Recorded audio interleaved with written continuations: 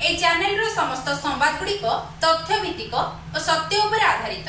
तेणु ए चैनल को आपण देखंतु, लाइक शेयर सब्सक्राइब करंतु। विलंबित राति रे भयावह अग्निकांड घटी जलिगला 10 रु ऊर्ध्व दुकान। 50 लाख रु ऊर्ध्व टंकार संपत्ति पुड़ी भस्मीभूत हो जाइछि। खबर पाई अग्निशम विभाग घटनास्थल में पहुंची निया को आयत्त करिसेंति। एभली एक घटना घटिछि बालेश्वर जिलार जलेश्वर थाना अंतर्गत पश्चिमबाड़ मार्केट रे। विलंबित राति रे लागिछि निया लागिबार कारण अस्पष्ट रहितबा बेले घटनास्थल में जलेश्वर पुलिस पहुंची तदंत करुछि। एही मार्केट रे 200 रु ऊर्ध्व दुकान रहितबा बेले सबुदिन भली गतकाली दुकानी माने निज दुकान बंद करी घर को जाइथिले। मात्र विलंबित राति रे हठात गोटे दुकान रे निया लग जाइथिला। एहा परे गोटे दुकान जलिबा आरंभ करिथिला। स्थानीय लोके दुकान गुड़िक हुतुहुतु होई जळुथुवार देखि अग्निशम विभाग को खबर देइथिले। अग्निशम विभाग रो 2टी टीम पहुंची निया को आयत्त करिबा पई प्रयास करिथिले, हेले सबु जळी पोड़ी पाउंस होई जाइथिला। दुकान रो समस्त सामग्री समेत नगद टंका मध्य पोड़ी पाउंस होई जाइछि। जळी पोड़ी जाइथिबा कारणरो सर्वस्वांत होई जिबा परे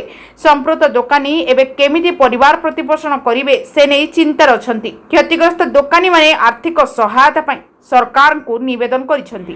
एठी पाखापाखि 20टी दुकान संपूर्ण रूपे नष्ट हो जाइछि।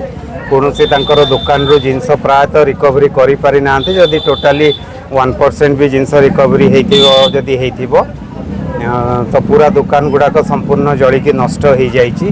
किंतु फॉर्चुनेटली जा हो एटा बाकी एरिया को आउ स्प्रेड हेइनी, तारि भितरे सामाने सीमित रखि देइचंती।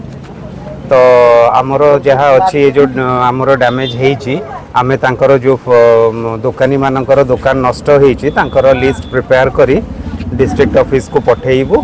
ता सहित आमे आमर गवर्नमेंट रूल अनुसार आमर जहाँ तांकर प्रोविजन अछि सेही अनुसार आमे तांकर व्यवस्था मध्य करिबु। बालेश्वर जिला जलेश्वर आम प्रतिनिधि सुशांत कुमार प्रधान को रिपोर्ट, सत्य संधान।